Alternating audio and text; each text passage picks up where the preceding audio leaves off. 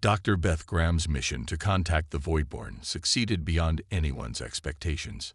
Her translation device was discovered by a Voidborn patrol, and instead of destroying it, they studied it. 3 days later, a Voidborn ship appeared near the human cruiser's position with a modified version of Beth's device attached to its hull. "They want to talk," Beth said, amazed. "They actually want to talk."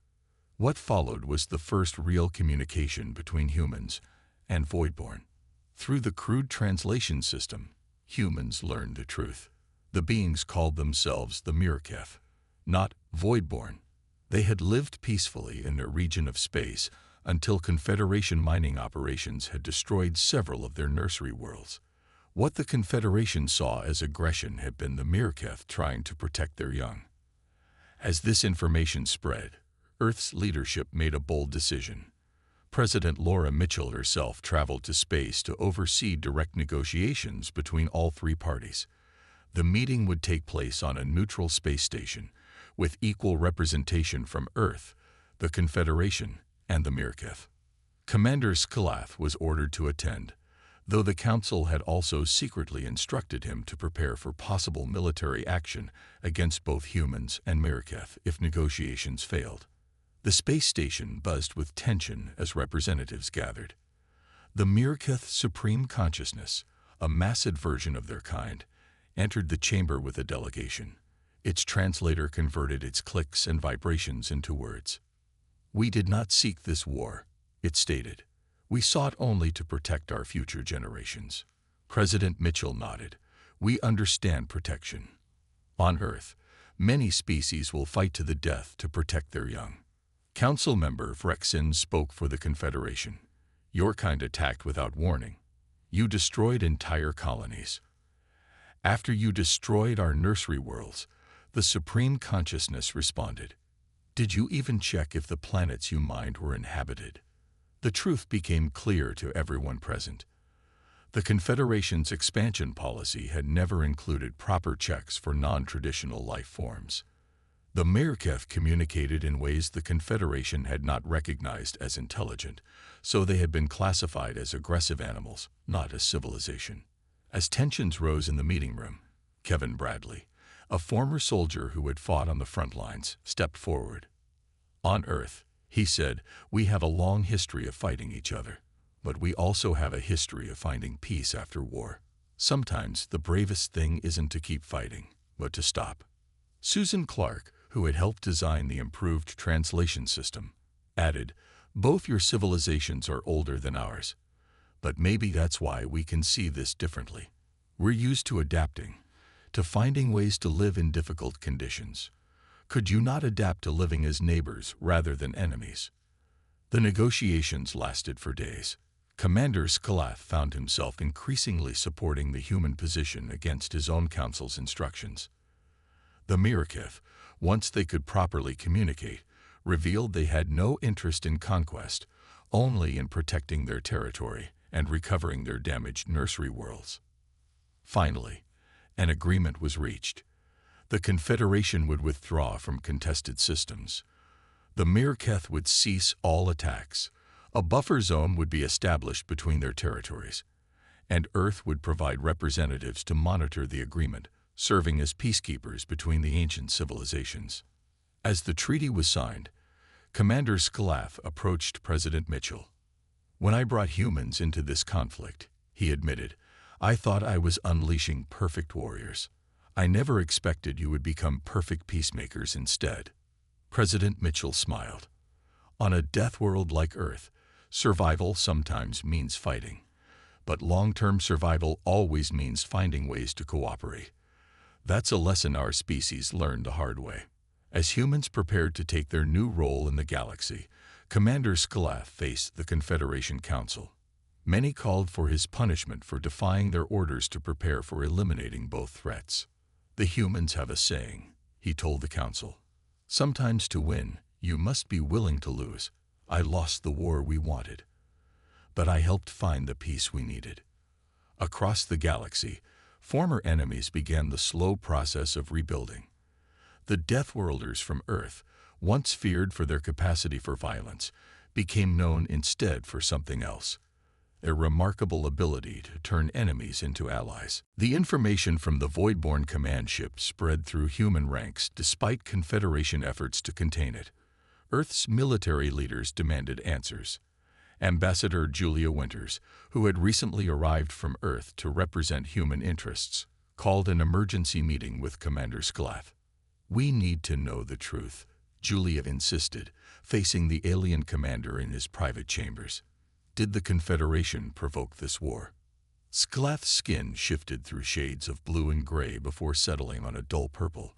"It is complicated." "Uncomplicated," Julia said firmly. "Our people are dying." Sclath gestured to a star map. "The Confederation has existed for thousands of cycles. We expand, explore, colonize. 20 cycles ago, we discovered resources in what we thought was unclaimed space. The Voidborn appeared shortly after mining began. You invaded their territory," Julia concluded. "We did not know it was claimed. The Voidborn communication methods were unknown to us. By the time we realized, conflict had already begun." In orbit around a contested planet, Captain Ryan Hughes commanded a human battle cruiser. His ship had just fought off a Voidborn attack when he received encrypted orders from Earth. The message was clear: human forces should begin operating more independently from Confederation control. "They want us to what?" his executive officer asked when Ryan shared the orders. "Officially, we're still fighting the Voidborn. Unofficially, we're gathering intelligence on both sides of this war," Ryan explained. "Earth doesn't trust the Confederation's version of events anymore." On the front lines, human units began pulling back from offensive operations, focusing instead on defending civilian populations from both sides. This shift in strategy did not go unnoticed. Commander Sclath confronted Ambassador Winters. "Your forces are disobeying direct orders. The attack on the Voidborn supply line was abandoned." "We're not interested in pushing farther into Voidborn territory," Julia replied. "We're reassessing our role in this conflict." Sclath's composure broke. "There is no neutral position here, Ambassador. The Council has been clear. Either the Voidborn are eliminated, or we are. And if humans will not help eliminate the Voidborn." He left the threat unspoken, but Julia understood. "So that's always been the plan. Use us to wear down the Voidborn, then get rid of both threats at once." The commander did not deny it. Dr. Beth Graham had spent months studying Voidborn communication patterns. As a xenolinguist, she saw what others missed: the complex language encoded in the creature's clicks and vibrations. "They're trying to communicate with us," she told Major Bennett's team. "But both sides are too busy shooting to listen." In her lab on a remote Confederation outpost, Beth had created a translation device. "We need to get this to a place where Voidborn will find it. It explains in their language that some humans want to talk, not fight." It was a desperate plan, but with human forces now caught between two alien powers, desperate measures were needed. Captain Ryan Hughes agreed to help place the device.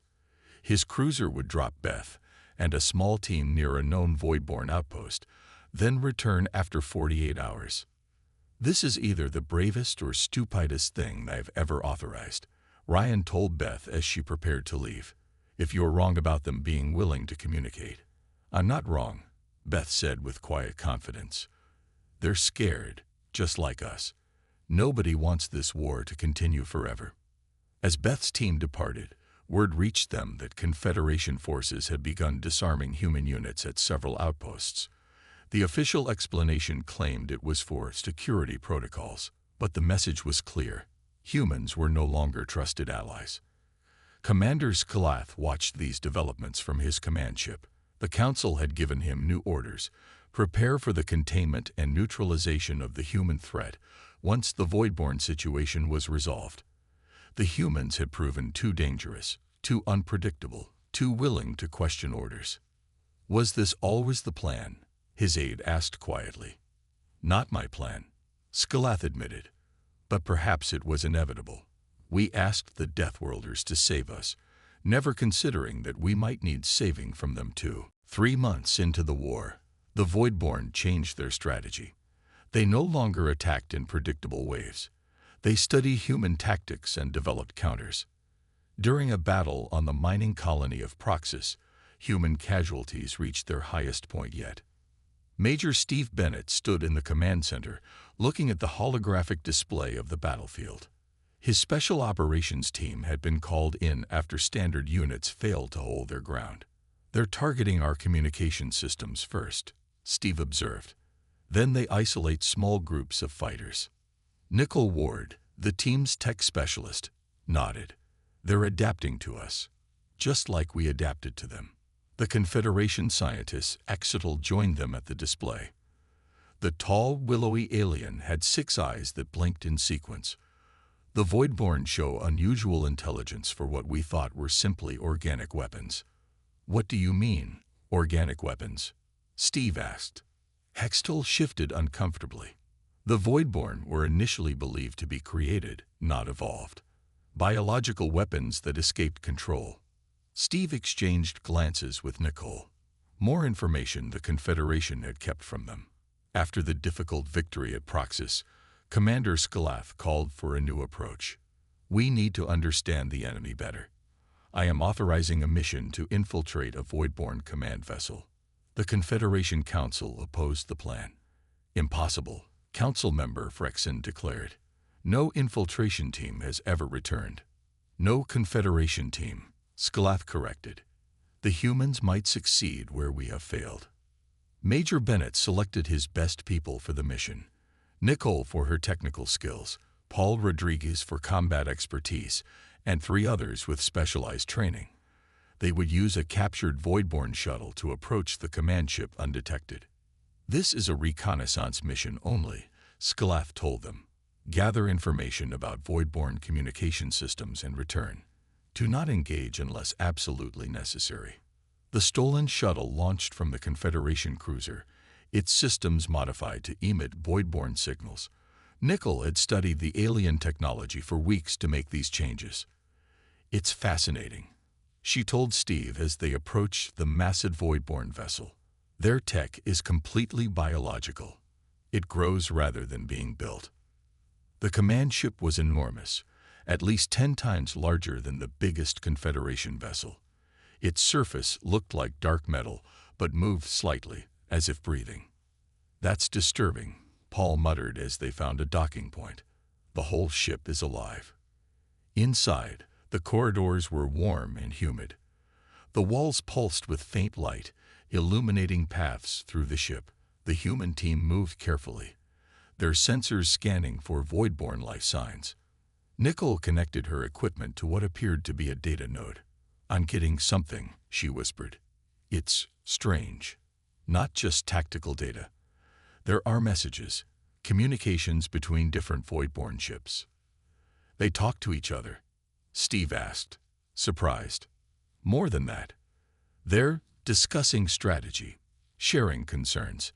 Nicole looked up, her face pale. "Steve, I don't think they're mindless weapons at all. They're intelligent, and they're afraid." Paul, who was guarding the corridor, called softly, "We've got movement, multiple signatures heading this way. Download what you can." Steve ordered Nicole. "We need to move." The team retreated toward their shuttle, but Voidborn forces cut off their escape route. For the first time, humans heard Voidborn communication directly, a series of clicks and humming sounds. "They're coordinating," Paul realized as the creatures moved to surround them. In the firefight that followed, 2 team members fell. Steve, Nicole, and Paul barely reached the shuttle, sealing the hatch as Voidborn claws scraped against the hull. As they escaped, Nicole reviewed the data she'd managed to download. "This changes everything," she said. "The Voidborn aren't invading. They're running from something worse. The Confederation pushed into their territory first. They're fighting for survival, just like us." Steve stared at the information on her screen. "The Council isn't going to like this." When they returned to the Confederation fleet, their report caused immediate chaos.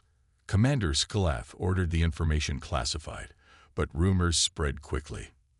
"The enemy we've been fighting," Paul said to his teammates, might not be the real enemy after all. News of the human victory at Outpost Delta spread quickly through the Confederation fleet.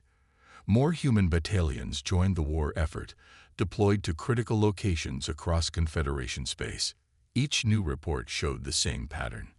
Humans fighting with unexpected tactics and refusing to retreat even when traditional military doctrine called for it. On the Confederation command ship, Commander Skalath studied these reports with growing concern. His gamble was working better than expected, but that success brought new problems. "The Council is meeting in 1 hour," his aide informed him. Council member Vrexen has called for a review of the human integration program. Skalath's skin darkened with worry. "Vrexen has opposed using humans from the beginning." "Yes, Commander." And now several other council members support her position. In the Grand Council chamber, representatives from 17 species gathered. Their forms varied widely, some insectoid, others resembling plants or reptiles. Council member Vrexen, a tall being with crystalline features, stood to address them. "The humans have shown remarkable combat effectiveness," she began, her translator converting her musical language to the common tongue. "But at what cost? Reports indicate they are unpredictable, using tactics that endanger our own troops. They ignore direct orders if they believe better options exist." Murmurs spread through the chamber. Skalath rose to respond. "The humans fight differently because they think differently. Their planet shaped them to be survivors above all else. Yes, they question orders, but their results speak for themselves. Outpost Delta was the first defensive victory we've had in 12 cycles." Vrixen's crystalline form shimmered with agitation. "And what happens when the war ends? We have introduced a violent species to interstellar travel and advanced weapons. They multiply rapidly and adapt to any environment. They are potentially more dangerous than the Voidborn." Back on Earth, Colonel Diane Harper received disturbing information from Greg Patterson's intelligence team. She immediately called a secure meeting with Earth's leadership. "We've intercepted and translated Confederation communications that suggest some members want to eliminate humans after the war," she explained. "They see us as a future threat." Secretary Dawson shook his head in disbelief.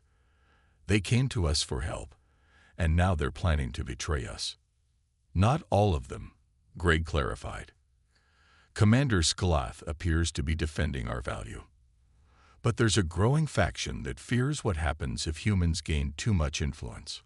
On the front lines, human fighters remained unaware of these political debates.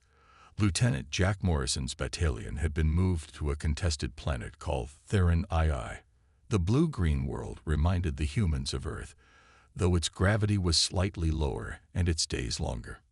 Amanda Foster worked with Confederation medical staff, sharing knowledge about trauma treatment. Her methods of stopping blood loss were faster than standard Confederation procedures, saving many lives.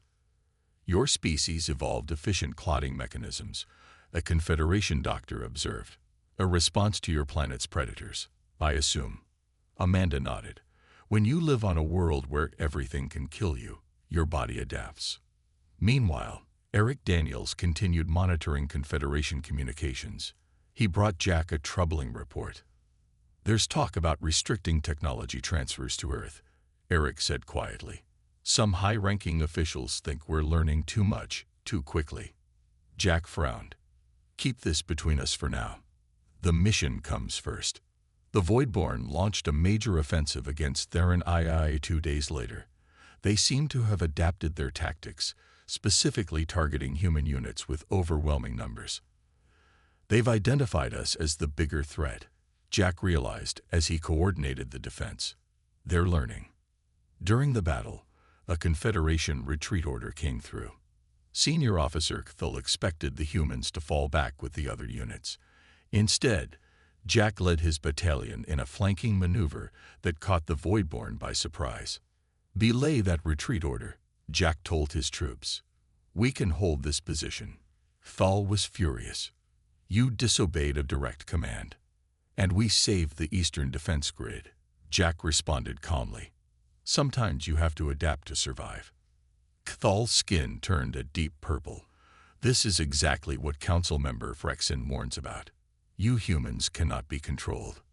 The battle ended in another victory, but the growing tension between humans and some Confederation members cast a shadow over their success. The Voidborn were being pushed back, but a new conflict was brewing within the ranks of the Allied forces. Commander Skalath watched these developments with growing unease. Had his final move to save the Confederation also doomed it? The transport ship hummed as it moved through space faster than any human had traveled before. Lieutenant Jack Morrison stood at the viewing port, watching stars blur past. The ship held 200 human fighters, the first Earth battalion to enter the war. "Hard to believe we're really doing this," Amanda Foster said as she joined him. As the battalion's combat medic, she had spent extra hours studying alien biology, fighting aliens to save other aliens. Jack nodded. "Feels like a movie. Except the aliens aren't attacking Earth. They're asking for our help." Their ship joined a Confederation fleet near Outpost Delta. Through the viewing port, they saw strange vessels of various shapes and sizes. Some looked organic, others purely mechanical. All were larger than the human transport. Senior Officer Cathal, their Confederation commander, gathered the humans for final instructions. The tall alien skin was deep blue with gold patterns that shifted constantly. "Outpost Delta has been under siege for 12 cycles," Hill explained. His translator device made his voice sound flat and emotionless. "The Voidborn attack in waves. We expect the next assault within hours." The alien brought up a holographic map of the outpost. "Your battalion will defend the northern quadrant. Your smaller size may be an advantage in the narrow passages." Jack noticed Cathal avoided looking directly at the humans. Many Confederation officers seemed uncomfortable around them, a mix of fear and doubt in their postures. "They think we're going to fail," Jack whispered to Eric Daniels, their communications specialist. Eric adjusted his translator device. "Or they're afraid we'll succeed. I've been listening to their communications. Some of them call us the commander's mistake." The humans landed on Delta Station, a massive structure orbiting a dead planet. The station's corridors were designed for larger beings, making the humans look small by comparison. But as Mason had taught them during training, size wasn't everything. Jack positioned his squad at key points throughout their assigned quadrant. They wore Confederation armor, modified for human bodies. Their weapons fired energy pulses that could penetrate Voidborn shells. "Remember the drills," Jack told them. "Stay mobile. Don't let them corner you. Use the environment." The station alarms sounded 3 hours later. Voidborn boarding craft attached to the station's outer hull, burning through the metal. "They're coming through sectors 5, 8, and 12, Eric reported, monitoring the station's sensors. Jack tightened his grip on his weapon. "All squads, hold positions. Let them come to us." The first Voidborn emerged from the smoke of melted metal. It was even larger than the holograms had shown. Its limbs ended in sharp points that clicked against the floor. More followed behind it, moving with surprising grace for their size. "Wait for my signal," Jack said into his comm. The humans held their positions, hidden in alcoves and behind barriers. The Voidborn advanced, clearly expecting to find Confederation defenders in the open. Instead, they found an apparently empty corridor. "Now," Jack shouted. Humans opened fire from multiple positions. Energy weapons struck the Voidborn from angles they weren't expecting. The creatures screeched, a sound that made the humans' teeth hurt. The Voidborn quickly recovered and charged. This was where Confederation troops usually broke formation and retreated. The humans did not. Leah Carter rolled under a Voidborn strike and fired up into its underside where the armor was thinner. The creature collapsed. Nearby, Victor had reconfigured part of the station's systems to electrify a section of flooring, trapping 3 Voidborn. The fighting was intense. Amanda worked quickly to treat wounded humans while the battle continued around her. The humans took losses but kept fighting with a ferocity that surprised both their allies and enemies. Fall watched the battle from the command center. "They fight differently," he observed. "They do not follow standard tactics. They adapt to the situation." his aide replied. And they do not retreat even when outnumbered. After 6 hours of fighting, the Voidborn withdrew. The northern quadrant had held while other sections of the station had fallen. The human battalion had suffered casualties, but achieved what multiple Confederation units had failed to do. Thal approached Jack after the battle. Your people fought. Unusually. Jack was bandaging a wound on his arm. We fought to win. Yes, Kithel said slowly. Commander Skalath will be very interested in this report. As the humans regrouped and tended their wounded, news of their success spread through the station. The Deathworlders had proven their worth. But this was only the beginning. 3 weeks after first contact, the world governments reached a decision. Humanity would join the fight against the Voidborn. Training centers appeared in remote locations across the globe. Volunteers came by the thousands. Soldiers, pilots, engineers, and others eager to see the stars and save their planet. At the main North American training facility, Sergeant Mason Davis watched as recruits struggled with alien technology. The former Army Ranger had seen his share of combat on Earth, but nothing prepared him for training soldiers to fight space monsters. You're holding it wrong, Mason told a young recruit trying to operate a Confederation energy weapon. The aliens have 4 fingers. We have 5. You need to adjust your grip. Leah Carter, a former Olympic athlete, mastered the weapon quickly. Her reflexes were faster than most, which caught the attention of the alien observers. 2 Confederation officers stood at the edge of the training field, their skin changing colors as they whispered to each other. They're always watching us, Leah said to Mason, like they're waiting for us to do something wrong. Or something right, Mason replied. I think they're still surprised we can handle their tech at all. In the engineering section, Victor Ramirez dismantled and reassembled a communication device. The aliens had expected it to take humans months to understand their technology. Victor figured it out in days. The principles aren't that different from what we already know, he explained to Dr. Samantha Powell, the military psychologist monitoring human adaptation. They just took different paths to get there. Samantha made notes on her tablet. And how do you feel about working with technology built for hands with 4 fingers in different proportions? Victor shrugged. I make adjustments. That's what humans do. We adapt. That word, adapt, came up often in Samantha's reports. The Confederation observers seemed amazed at how quickly humans adjusted to alien concepts, tools, and fighting styles. A small Confederation ship arrived daily, bringing more technology and taking away data. Commander Skalath watched these reports from his battle cruiser orbiting Mars. The humans couldn't know that he was so close, monitoring their progress personally. They learned faster than we expected, his aide noted. Yes, Skalath said quietly. That worries the Council. Some members fear we are creating a worse threat than the Voidborn. And what do you think, Commander? Skalath's 4-fingered hand tapped against the viewing screen. I think we have no choice. Back on Earth, training intensified. The recruits now practiced against holographic Voidborn. The simulations grew harder each day, forcing humans to develop new tactics. They adapt too quickly to the same approach, Mason told his squad. We need to stay unpredictable.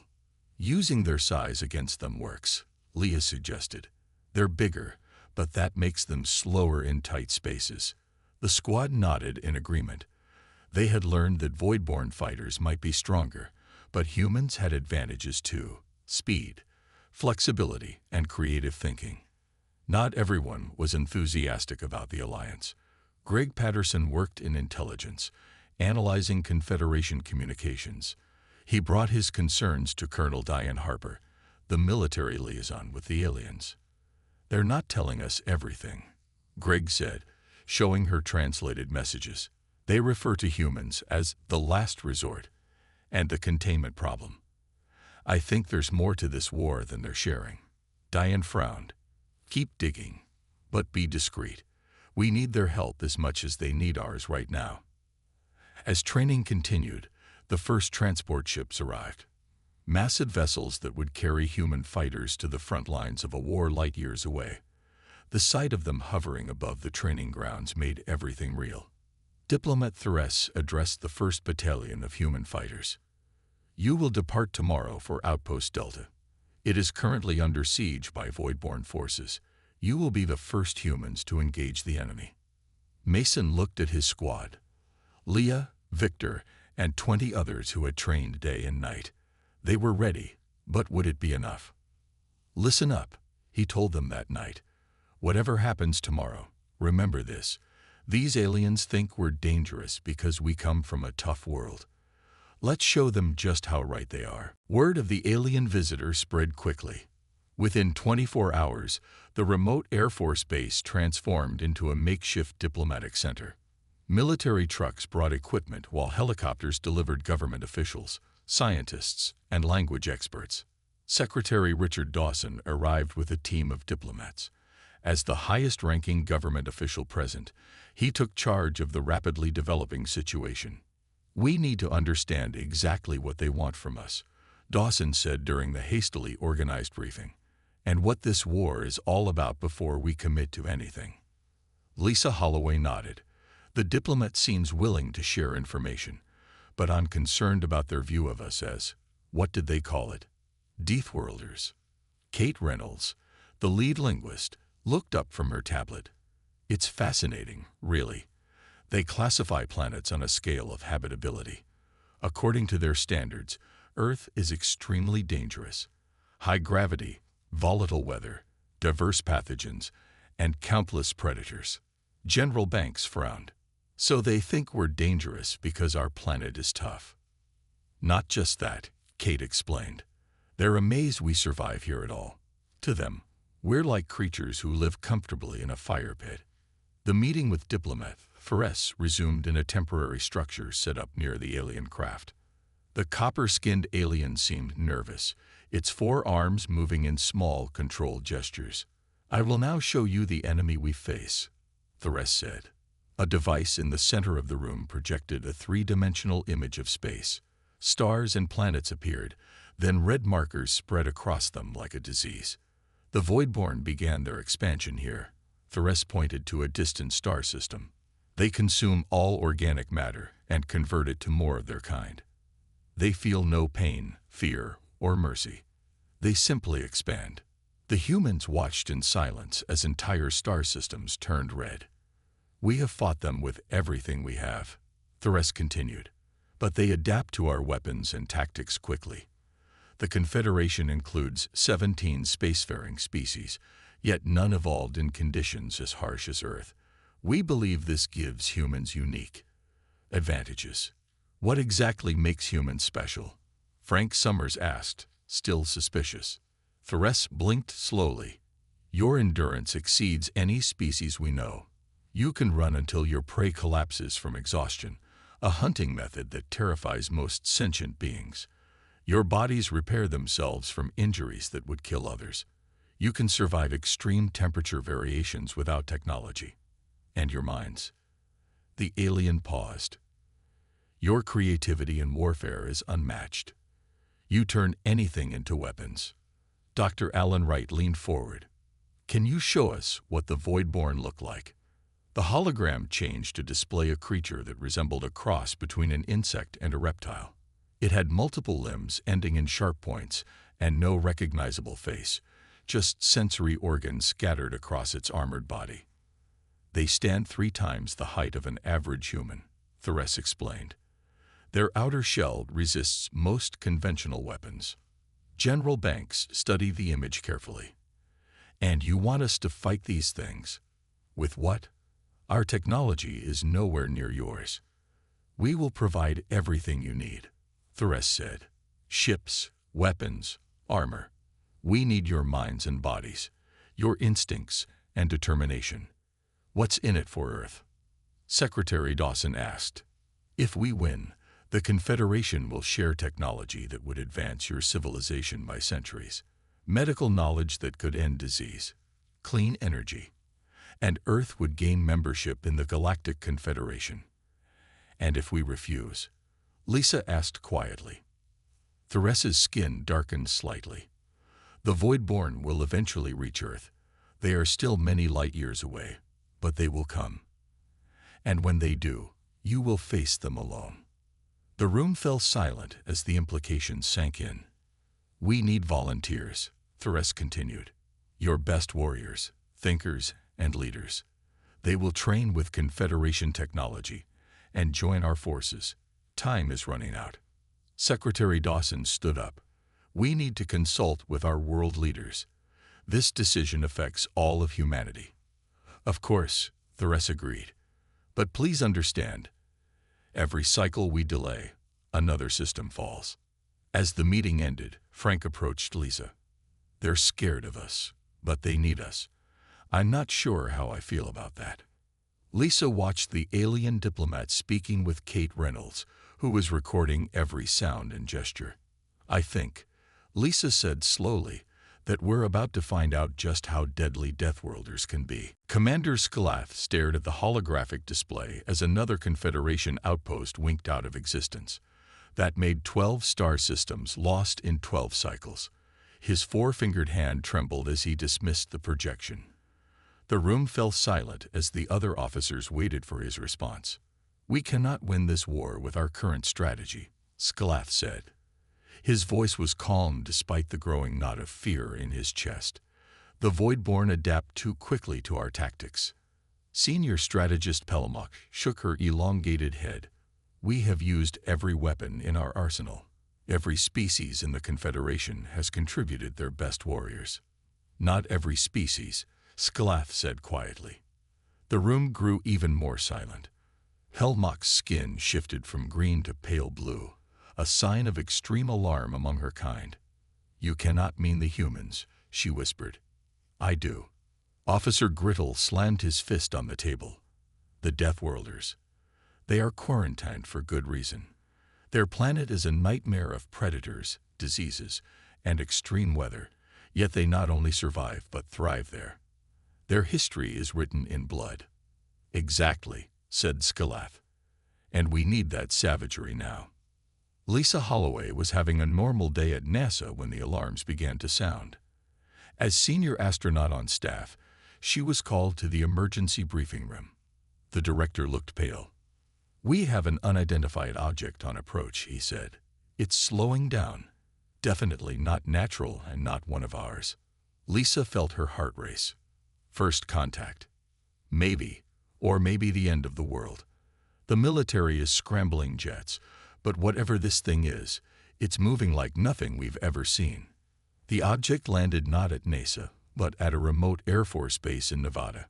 By the time Lisa arrived on the special flight, a perimeter had been established. General Olivia Banks met her at the makeshift command center. Glad you're here, Holloway. We've got something outside of my experience. The craft was like nothing Lisa had ever seen. No visible seams or joints, just a smooth oval shape that seemed to absorb light rather than reflect it. Has it done anything? She asked. It opened about 20 minutes ago. That's why we called you in. Captain Frank Summers stood nearby, his hand never far from his sidearm. I don't like this one bit, he muttered. We should be approaching with more caution. A single figure had emerged from the craft and now waited patiently beside it. The being was tall and slender with 4 arms and skin like polished copper. It wore no protective gear despite Earth's atmosphere. Dr. Alan Wright couldn't contain his excitement as he set up his equipment. This changes everything we know about biology, he whispered. Look at that respiratory pattern. It's not bothered by our oxygen levels at all. The alien raised one of its hands in what seemed like a greeting. Lisa stepped forward despite Frank's protest. I'm going to approach, she said. If this is first contact, we need to make it count. As Lisa walked forward, the alien produced a small device. It glowed briefly, and then the alien spoke in perfect English. I am Diplomat Therese of the Galactic Confederation. I come seeking warriors. Frank tensed. Warriors, is that a threat? The alien's large eyes blinked slowly. Not a threat. A desperate request. We are losing a war against an enemy that cannot be stopped by conventional means. Our leadership believes your species might succeed where others have failed." Lisa looked confused. "Why us? We haven't even achieved interstellar travel." "That is precisely why. You evolved on what we classify as a death world. Your bodies and minds are adapted to survive conditions that would kill most sentient beings. Your history shows remarkable ingenuity in the art of warfare." The rest paused. "We have been monitoring your planet for centuries." General Banks stepped forward. "So you've been watching us without our knowledge?" "Yes. Earth has been under quarantine. Most spacefaring civilizations believed you were too dangerous to contact. But Commander Schlath believes you are now our only hope." Aelin whispered to Lisa, "They're afraid of us." Lisa realized he was right. The alien diplomat, despite its dignified posture, was trembling slightly. "What exactly are you asking for?" Banks demanded. "Volunteers to fight.